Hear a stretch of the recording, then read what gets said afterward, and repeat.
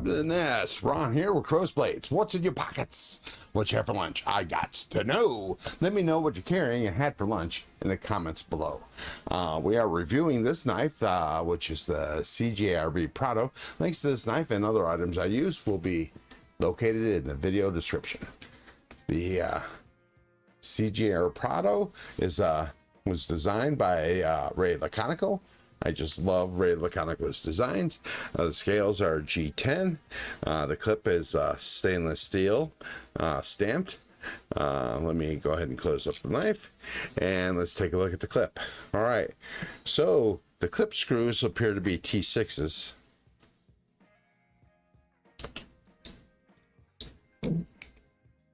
Yep, T6. And the body screw, this I believe is a T8. Yep, T8, and so is the pivot screw. Yep. Alrighty, let's see how well the clip fits into the pocket of my sample jeans.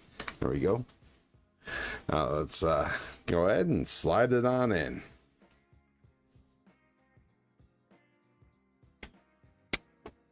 After some initial resistance from the little tip, it slides in and the knife all but disappears. It's got a nice tension on here, so it's not going to fall out of your pocket if you're doing your somersaults or your gymnastics. Let's see. Alrighty. Excuse me. Sorry. Got a frog in my throat. All right, let's take a look at the liner. The liner is, I think you can see in that. Yeah, you can see that. It's milled out for your deployment pleasure. As you can see, the locking system is a crossbar lock. And the mode of deployment is a single thumb hole or the crossbar lock. And there's a lot of tension on that Omega spring, so you got good faux detent, and it doesn't come down easy though. That's for sure. This is very tight. Excuse me. The blade shape is it's a flat ground satin drop point blade. The markings on the knife is CJRB right there, and let's see what's here. All right, so it's the blade seal is AR RPM 9. Then you get a model number and of course the Ray Laconico. There you go. AR RPM 9 blade steel is a proprietary budget friendly blade steel developed by Artisan Cutlery, the parent of CJRB. Engineered as an everyday carry EDC knife material, it aims to deliver an excellent balance of high corrosion resistance and easy sharpening at an accessible price. The optimal hardness for AR RPM 9 is 59 to 61, and coincidentally, that is the listed HRC for this blade. Let's go ahead and get some measurements in.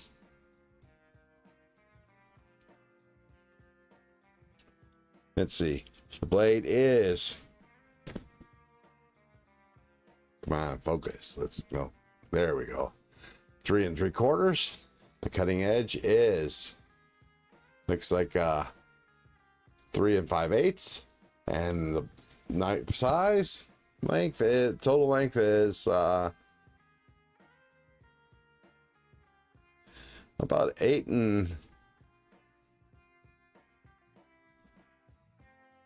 3/8. All right, let's now that's all fine and dandy. Let's get a weight in first.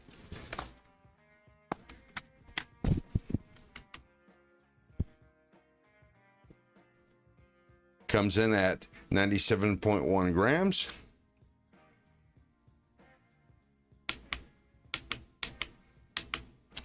.43 ounces. So it's a nice sized knife, and the weight is not out of control. and that's essentially due to the materials of this blade. Let's go ahead and put out some comparison notes, comparison knives, because it's all fine and dandy to just be red numbers, but you want to know how it actually compares to other knives, so you can get an idea in your head if you decide to get one of these. That's a QSP Parrot, and you see it's quite a sizable difference there. And then we have the Kaiser Militaw full size, and you see it's even longer than the Militaw. And then we go with one of the recent acquisitions, the Tempest Knives Mach 71, and it's much longer than the Mach 71. And here is a comparison, apples for apples. This is the Artisan Revel, and it's also a laconical design, and you see the similarities between the Revel and the Prado. Almost identical. I mean, there are some minor changes on the blade, and definitely the handle, and also materials, but it comes across quite nicely. Look at that. And almost identical in size, although the Prado's a little longer. Yeah, so it's definitely a full-size knife. You know, that's funny. The materials was listed as G10, but this doesn't feel like G10. Oh well. Yeah. So let's check the centering of the blade. And it is centered quite nicely. This knife can be purchased at Amazon for $36.99. Far cry cheaper than the MagnaCut Artisan Revel, but yeah, you can get this on Amazon. Still available, and I like this knife. You know, I think I had this in a red handle previously. Not absolutely sure about it. It's been a while since I ran through my older knives, but yeah, it feels good in the hand. Very good in the hand. Yeah, the clip is a footnote. Even with it closed, you can feel the blade a little bit, but it fits in the crotch of your fingers here. Let's see if I can deploy it with my left hand. Oh, almost. Let's try it again. There we go.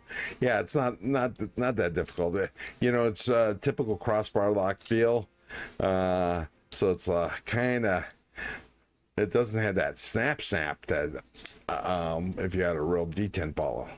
But as far as crossbar locks, it's not mushy.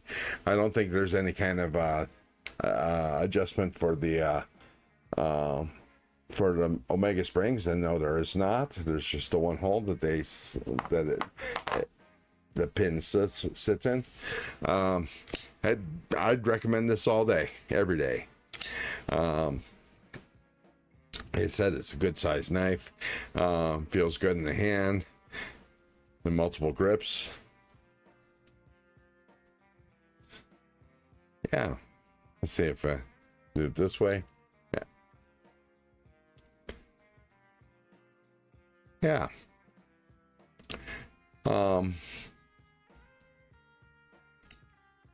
It's definitely a pleasure to deploy. And as you know, I'm not a big crossbar lock fan, but there we are. If you like this video, subscribe for more content. If you're shopping for gear, check out the video description for the gear that I use for knife maintenance and knife sharpening. Some of the links may or may not be affiliate links. Affiliate links benefit the channel at no cost to you and may include a coupon code that will save you money at checkout. Please like, subscribe, and leave a comment. You know I want to know what you're carrying. And thank you. We'll see you in the next one. Keep your blades sharp and your wood hard.